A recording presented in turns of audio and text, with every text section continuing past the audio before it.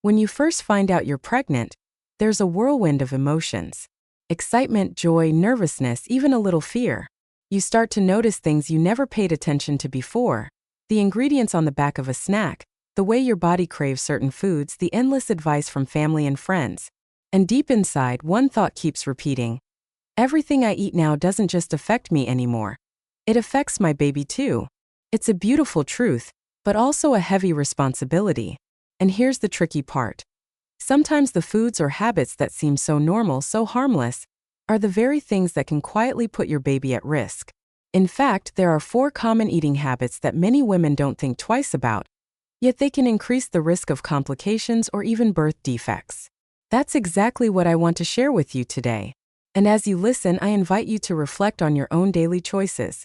Not with guilt or fear, but with awareness and love for the little life growing inside you. Let's begin with the first habit, one that almost every pregnant woman struggles with: skipping meals. First, it sounds harmless. You're busy, maybe you have morning sickness, maybe food just doesn't sound appealing. I'll eat later, you tell yourself. But skipping meals during pregnancy is more than just missing calories.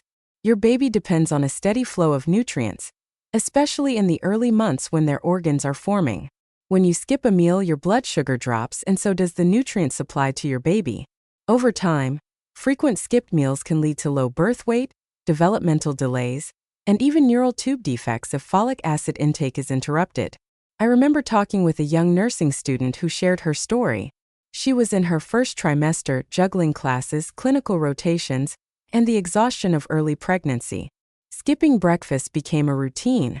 I thought it was no big deal, she admitted, until I started fainting during class. Her doctor explained that her iron levels had dropped dangerously low, and the lack of steady nutrition was putting both her and her baby at risk. That wake-up call changed everything. She began preparing small, quick snacks like boiled eggs, fruit, or whole grain toast, to make sure she never went more than a few hours without eating. It wasn't about eating huge meals, but about keeping a steady stream of nourishment. So, if you're listening to this and realizing you've been skipping meals, remember this: even small bites count. A handful of nuts, a piece of fruit, or a cup of yogurt can make a difference. What feels like just one skipped meal to you may feel like an empty fuel tank to your baby. Now let's talk about the second habit: drinking too much caffeine. Coffee, tea, energy drinks, they're everywhere. And for many women, they're a daily ritual. When fatigue hits during pregnancy, that hot cup of coffee can feel like a lifeline. But here's the hidden danger.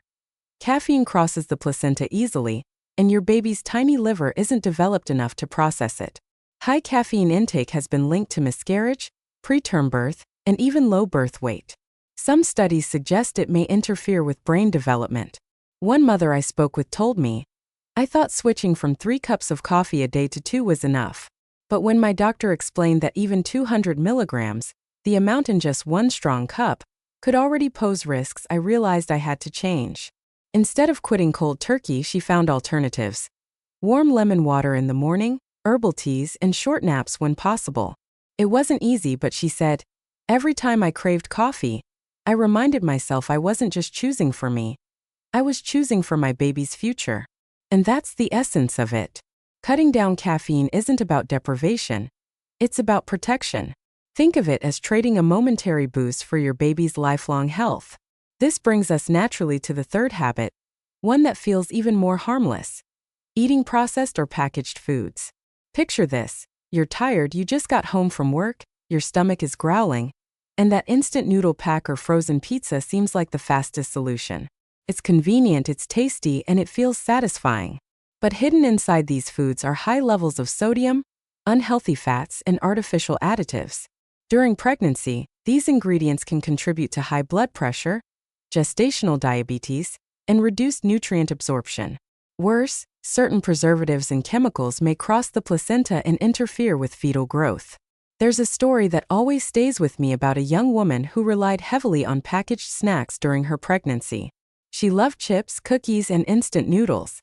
"I thought as long as I was eating enough, the baby would be fine," she recalled.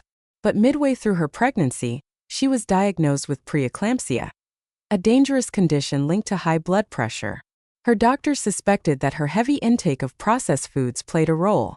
Thankfully, with careful diet changes and monitoring, she delivered safely. But she now uses her story to encourage other women. Convenience isn't worth the risk. Real food, even if it takes a little more time, is what your baby needs. So what can you do instead? Focus on whole foods, fresh vegetables, lean proteins, whole grains. If you must rely on packaged food sometimes, read the labels carefully and choose options with lower sodium and fewer additives. Remember, every healthy choice is like a gift you're wrapping for your baby's tomorrow. Finally, let's talk about the fourth habit: overeating certain safe foods. This one surprises many women. We often hear the phrase eating for two, and while it's true that your body needs extra nutrients, it doesn't mean doubling your portions. Overeating, even healthy foods, can lead to excessive weight gain, gestational diabetes, and complications during delivery. And sometimes the foods we think are safe in unlimited amounts, like liver or certain fish, can actually become harmful if consumed too often. Liver, for instance, is high in vitamin A, which in excess can cause birth defects. I remember one expecting mother who adored eating liver pate. She thought it was packed with iron and good for her baby, so she ate it several times a week. When her doctor discovered her vitamin A levels were dangerously high, she was shocked. She had no idea that something healthy could turn risky. With guidance, she adjusted her diet and continued her pregnancy safely. But her story is a reminder that balance is key. And that's really the heart of today's message. These 4 habits, skipping meals, overdoing caffeine, relying on processed foods, and overeating certain safe foods, may seem harmless on the surface. But each one carries hidden risks that can quietly shape your baby's future. The good news is that awareness gives you power. By making small, mindful changes, you're already giving your baby the best possible start in life. So, as we wrap up, I want to leave you with this thought. Pregnancy is not about perfection. It's about progress, intention, and love.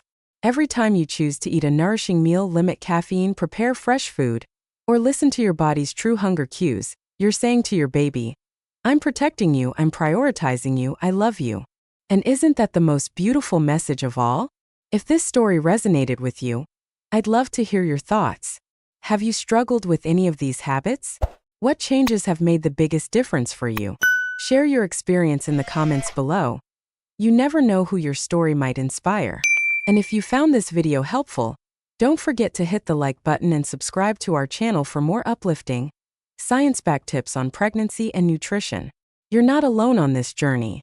Together we can create a healthier, happier future for you and your little one.